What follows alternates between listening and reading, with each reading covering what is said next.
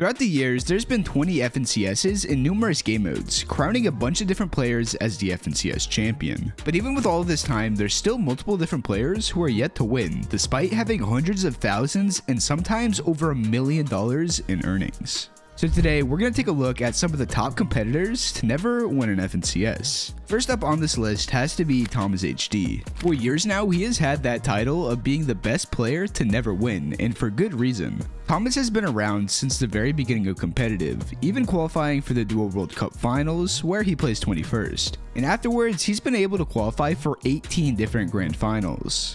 On top of that, he's easily been one of the most consistent players throughout those years, achieving 13 top 10s, with 5 of those being a third and 2 being a second. And that second place in Chapter 4 Season 1 actually ended up going down to 1 singular point. Because of this insane consistency, that puts ThomasHD at over $1 million earned from the game. And for Chapter 5, he's still looking extremely good, currently duoing with Queasy for FNCS, so it wouldn't shock me in the slightest to see him finally take home that crown this season. Another player who placed extremely consistently throughout the years but still hasn't gotten his first win yet is Raison. Just like Thomas, he started playing since day 1, except he didn't actually make a Grand Finals until Chapter 2 Season 2 Duos, where he placed 10th. And since then, he's managed to get 7 more top 10 finishes, with his best performance being a 3rd place in Chapter 2 Season 5 Trios, and another 3rd in Chapter 4 Season 1 Duos. If you guys remember that most recent 3rd place where he played with Janice, he was actually in 1st on day 1 by over 70 points. But unfortunately for them, on day 2, they completely lost their momentum and dropped all the way down.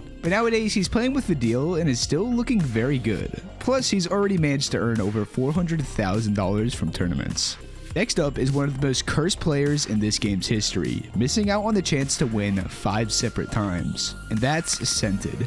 Just like almost everybody on this list, Scented has been playing competitively from day 1. But what makes him stand out was that he originally started off on the NA West region. It was obvious right away he was easily one of the best players after getting 2 3rd places back to back in the very first trio and squads FNCS. But he really didn't start his reign until he moved to play on NA East, and eventually formed arguably the best trio NA has ever seen, with that being him, Edgy, and Commandment. After they formed, they went on to place 2nd 4 times in a row during the Grand Finals, with some of them being the difference of just a few points. But his dominance still continued afterwards, with him finishing 4th and 6th in the last FNCSs of Chapter 2. Going into Chapter 3 though, he would change up his teammates, since FNCS was now duos. So he would pick up Cold, who was still very underrated at the time. And this would be a very good decision. They went on to place 5th and 2nd in the first 2 seasons, then in the FNCS Invitationals, they placed the best out of every NA team there, getting an impressive 3rd. Okay, that was a lot of different placements I went through, but the main takeaway is that overall, he's gotten 8 different podium finishes without ever achieving that win. And what really makes him cursed isn't just the fact that he's never been able to win, but that every single one of his teammates that he's played with went on to win in FNCS after splitting with him. Nowadays though, he has fallen off pace, and since then he's had some problems with his hand, which led to him not being able to play as much. However, he is still a very good player, earning almost $500,000. And if he decided to go back to fully grinding comp again, we might finally see him break that curse. We started this video out with ThomasHD, and we have to mention his duo from Chapter 4, Maluka. What a shocker to hear, he also started playing the game very early on, but he didn't really make grinds consistently until later in Chapter 2. However, it was Chapter 3 where he would really start to pop off, getting a 15th, 4th, and 2nd with Mustache. Not to mention, Maluka went on to win the very first Builds LAN at Gamers 8 with Epic Whale. Plus, at the 2022 Invitationals, they got 16th, which is pretty good considering that was their first official LAN. And in Chapter 4, he would really continue that momentum with Thomas, placing 2nd in the first season where they missed out on that win by just 1 point. And in Season 2, he somehow pulled off a 3rd despite being contested the entire time. However, they did fall off pace a little, getting 11th in Season 3 and then 39th at the Global Championship. Since their last 2 FNCSs weren't the best, Thomas and Maluka decided to split for Chapter 5, and now Maluka is back with Mustache. and they're looking better than ever. So now all we can do is wait to see if he can finally take home that crown. By the way, if you're enjoying the video, make sure to subscribe because only 3.5% of those who are watching actually are, so double check. And comment down below when done so I can heart your comment. Much like Maluka, Yamza has also had a very similar story. He didn't make his first grand finals until chapter 2 season 7 and unsurprisingly didn't do the best. But the next couple seasons he would make some massive improvement, going on to place 9th, 7th, and 8th. However, it was chapter 4 where he really shined with his new duo, Rise, who I will also add on this list. Rise had very similar placements to Yamza, with his best ones being a 5th, 8th, and 10th. Now going into chapter 4, everyone knew that Yamza and Rise were both good players, but they never really had that consistency to prove that they are one of the best. However, that was all going to change. They went on to get 3rd, 4th, and another 3rd back to back to back, and all of these tournaments were extremely close, meaning if they just had a game or two where they played a little bit better, they could have easily won either of these times. But that's not it. Since they performed super well, they qualified to play at the $4 million FNCS Global Championship. Now, nobody really knew how they would do since this was both of their first times competing at LAN. However, they still came through with an 8th place in the end. In chapter 5, they are still playing together and have already gotten 2nd place in 3 different duo cash cups. Continuing with some more NA players, we have probably the most underrated one on this list, and that's Pollo.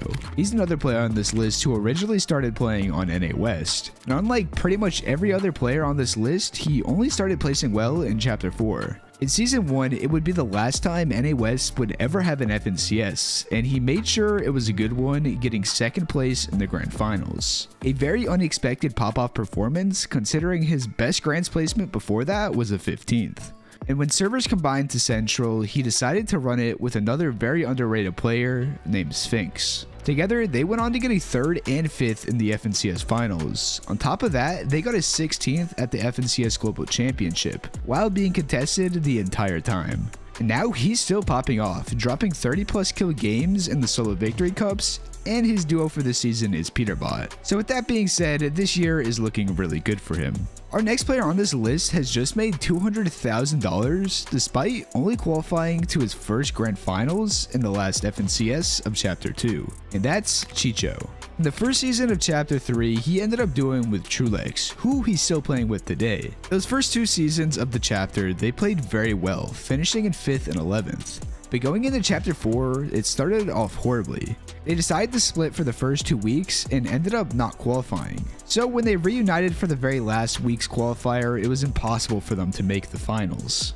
However, they still did make a big comeback in the next 2 seasons, going on to place 10th and 2nd. But it was at the Global Championship where they really showed how good they were. Despite being contested in the finals the entire time, they somehow won the last 2 games, going back to back. And with that, ended up finishing in 3rd place, making Chicho now have almost $350,000 in earnings. Next, we have one of the best players in the world right now, Bink. He wouldn't have his first pop-off season until chapter 2 season 7, where he managed to pull off a 3rd. During chapter 3, he played very well in the first 2 FNCSs, getting an 8th and 5th. Plus, he ended up winning the Gamers 8 Zero Build LAN, taking home $125,000. And this momentum would only continue in chapter 4, after he placed 7th in season 1. But it would all fall apart in season 2, when he failed to qualify to the semifinals. It wasn't looking good for Pink, until he decided to duo with Vico, which would end up being one of the best decisions he's ever made, going on to place 8th in that next season, then 10th during the FNCS Global Championship. And today, they are still popping off and looking like one of the best duos in Europe. So far, I've only mentioned players that are still active today. So let's quickly go over some of the top players to never win that ended up quitting. First up, we need to mention Benjifishy. Overall, FNCS was a big roller coaster to say the least for him. However, he still had some crazy seasons, with no doubt his best being in Season X during the very first FNCS, where we all know he ended up creating MMB, one of the best trios we've ever seen. And throughout the qualifiers, he dominated, earning $130,000 just from it. But ultimately, in the grand finals, they got contested, resulting in a 10th place. And right after, he would actually end up having his best FNCS ever, getting a 2nd place, just a few points off of winning. However, his placements after this would start to be extremely inconsistent, with his best ones being an 8th and 5th in trios. and as I'm sure you all know, he would end up eventually quitting in Chapter 3. But he still managed to earn an impressive over $600,000. Next up, we have someone who was undoubtedly the best controller player in the world at that time, and that's Wolfies. He really made a name for himself after being one of the only players on controller to qualify for the finals in New York during the World Cup. And out of nowhere, he somehow managed to get second place, taking home over $1.1 million at just the age of 15. And in Squads FNCS, he would just so happen to play with Benji, and as I just mentioned, they got second. And not too long after, in the solo FNCS Invitationals, he ended up getting another second place. Then in Season 4 Trios, he got an impressive 6th place finish. But unfortunately, after this, his placements would only decrease until eventually he left the game for good. However, in his time as a pro, he did earn almost $1.4 million. Now we got personally one of my favorite players to watch back then when he competed, and that's Jamper.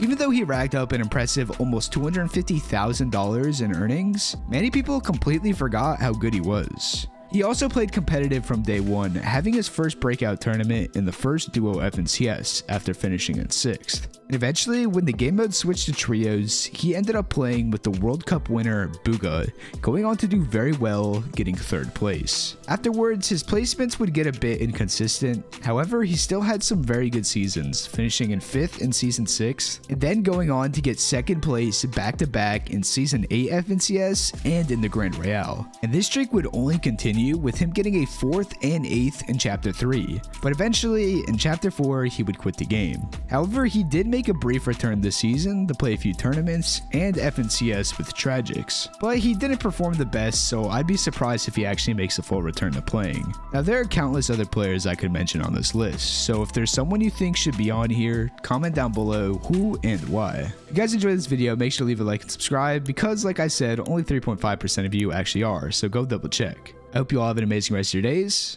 Peace out.